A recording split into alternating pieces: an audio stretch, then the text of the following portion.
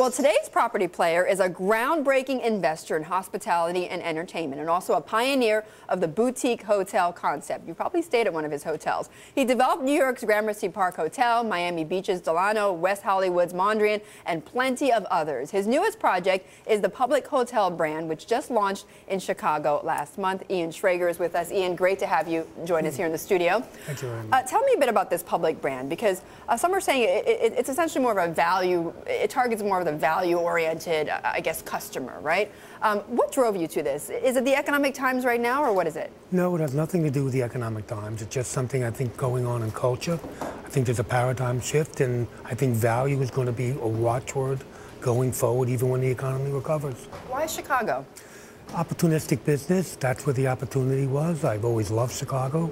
My wife happens to be from Chicago. That didn't hurt.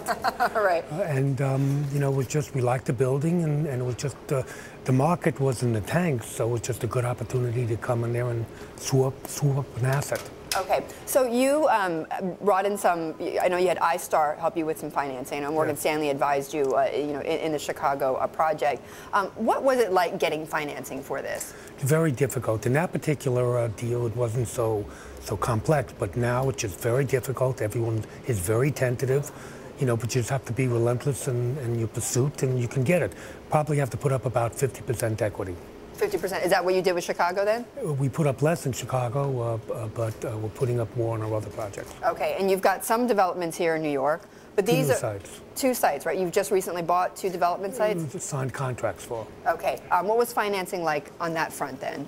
With the same kind of parameters, 50% equity, 50% debt, and it's very difficult, like looking in a needle in a haystack, particularly because everything is very complex and people are very tentative about moving forward. Well, then how are you able to convince them? How are you able to get the investors on board? By being relentless. By being Ian Schrager? Well, you know, we're trying to do something special, and I think as long as you're in that zone, in a city like New York, that's about $400,000 or $500,000 per key. So it doesn't matter whether it's a new build or it's a renovation, and if the numbers work and the metrics work, you can find someone to finance it. When you say relentless, though, Ian, just give me an example. I mean, you know, did you get turned down, you know, in the beginning for some of these projects, or for, you know, instance here in those development sites in New York, and then you had to come back and show them what? Well, in getting someone to do a new build, which is a complete contrarian bet when everybody thinks there's going to be assets available at discounted prices, it's very difficult. Okay. And so it wasn't difficult getting the equity together, it was more difficult getting the financing together. Okay. And so we're in that process right now. Okay, and your plans for these sites in New York are what?